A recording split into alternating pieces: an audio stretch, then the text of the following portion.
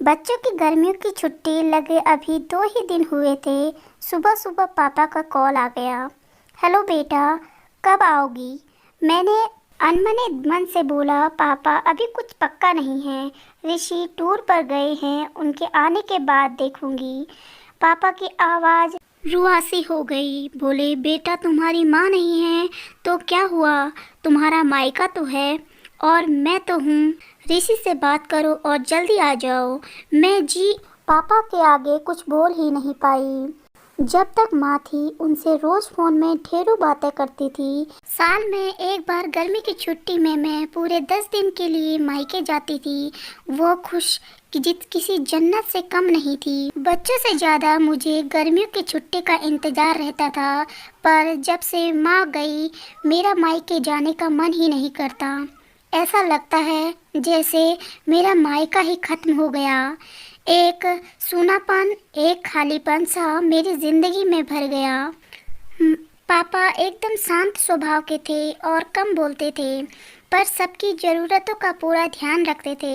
ऐसा नहीं कि मैं पापा से प्यार नहीं करती थी, पर बचपन से ही मैं माँ के ज़्यादा करीब थी, या यूं कहूँ कि वे मेरे दिल के सबसे करीब थी। अपने सारे सुख दुख एक सहेली की भांति मैं उनसे साझा करती थी। आज सुबह पापा का कॉल आया तो उन्हें मना नहीं कर पाई। पापा का दिल रखने के लिए ऋषि से बोलकर अगले ही हफ्ते टिकट करवा लिया और पहुंच गई मायके। जैसे ही दरवाजे पर पहुंची तो माँ की याद आ गई। ऐसा लगा जैसे कि अभी बाहर निकलकर मुझे गले लगा लेंगे। सोचकर आंखें भर गई आई, किंतु आज माँ की जगह पापा बाहें फैलाए मेरा इंतजार कर रहे थे। सालों बाद पापा को गले लगा के खूब रोई। पापा ने अपने आंसू छुपाते हुए प्यार से मेरे सिर पर हाथ फेरा तो दिल थोड़ा हल्का हो गया। बहुत दिन बाद पापा को देखा, कमज़ोर लग रहे थे। वैसे तो भाई भाभी और पापा सभी मेरा बहुत ध्यान रख रहे थे। बच्चे तो अपने खेल और मस्ती में व्यस्त हो गए थे, पर न जाने क्यों मेरी नज़र हर पल जैसे माँ को ही ढूंढती थी। आज भी पापा पहले की तरह रोज खाने के बाद मेरी पसंदीदा मटका कुल्फी लाना नहीं भूलते थे। भाई भी बच्चों को कभी पार्क, कभी चिड़ियाघर तो कभी बाजार घुमाने ले जाता था। भाभी भी रोज मुझसे पूछकर मेरी पसंद का खाना बनाती। सब कुछ पहले की तरह था, बस माँ नहीं थी। इस बार मायके में मेरा दिल नहीं लग रहा था। माँ की कमी मुझे बहुत खल रही थी। ऋषि को कॉल करने के मैंने 2 दिन बाद की टिकट करवा ली। सब ने मुझसे रोकने की बहुत कोशिश की, पर मैं नहीं मानी। देखते ही देखते मेरे जाने का समय आ गया। आज शाम की ट्रेन से मेरे घर वापसी थी। मैंने सामान पैक कर रखा लिया था, बस पापा का इंतज़ार कर रही थी। पापा ना जाने सुबह से बिना बताए कहाँ चले गए थे। उनका मोबाइल भी नहीं लग रहा था। मन घबरा रहा था, बिना बताए आखिर कहाँ गए।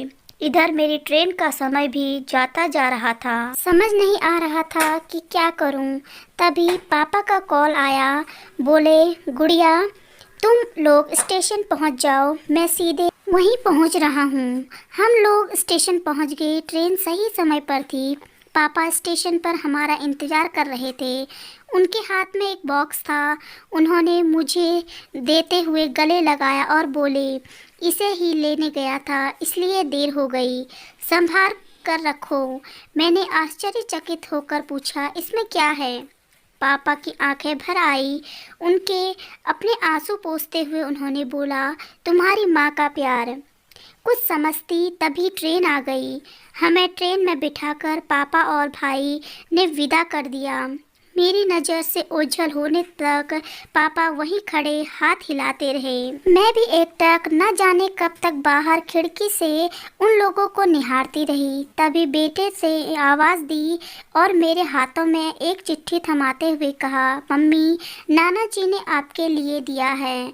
मैंने तुरंत चिट्ठी खोली। मेरी प्यारी गुड़िया रानी, सदा खुश रहो। जब तक तुम्हारी माँ थी, तुम्हारा हर छोटी बड़ी बात का ख्याल रखी वही करती थी। मैं जानता हूँ कि मैं तुम्हारी माँ की जगह तो नहीं ले सकता, पर उसकी कमी को पूरी करने की कोशिश कर सकता हूँ। आज तुम्हारी माँ होती तो हमेशा की तरह अपने हाथों से तुम्हारे लिए बड़ी पापड़ अचार बना के साथ भेजती। माँ के हाथ का तो नहीं, पर उसके स्वाद जैसा सब सामान एक दुकान से बनवाने की कोशिश की है। उम्मीद है तुम्हें पसंद आएगा। और हाँ बेटा, माँ नहीं तो क्या हुआ, तुम्हारा मायका है, हम तो हैं। पहले की तरह तुम्हारा इंतज़ार रहेगा। ढेर सारे प्यार और आशीर्वाद के साथ, तुम्हारा पापा। पत्र पढ़ते पढ़ते मेरी आंखों में अश्रुधारा बहने लगी। सहसा मेरे मुंह से निकला, आई लव यू पापा। बात छोटी सी थी, पर उसमें अथाह प्यार समाहित था। ये सिर्फ मैं ही महसूस कर सकती थी।